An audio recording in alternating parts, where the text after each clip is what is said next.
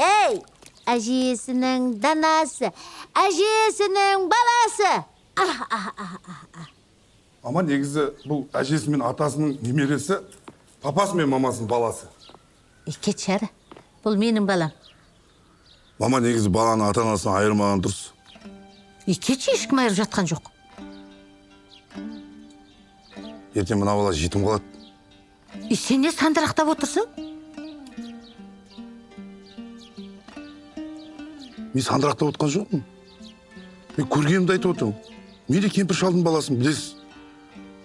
Ерте туған ерте өледі дейді. Мына баланы сіздер бауырларыңызға басасыздар. Алиханға ата-ана боласыздар. Барлығы күшті. Бірақ ертең сіздер өлгеннен кейін мына бала жетім қалады. Сосын аңсағанға папа, Лияға мама дей алмай, екі ортада қалады маманы. Ой, қош, айтады мама папа деп. Қайдан айтады оларды? Кішкентайынан көрмейді ғой. Олардың махаббатын сезбейді.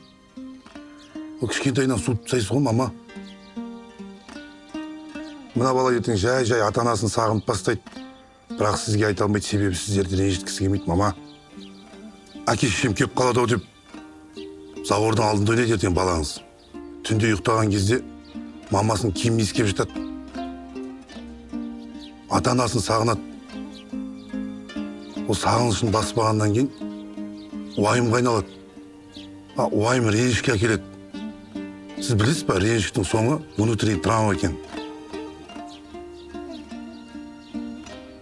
Сен өзі саусың ба?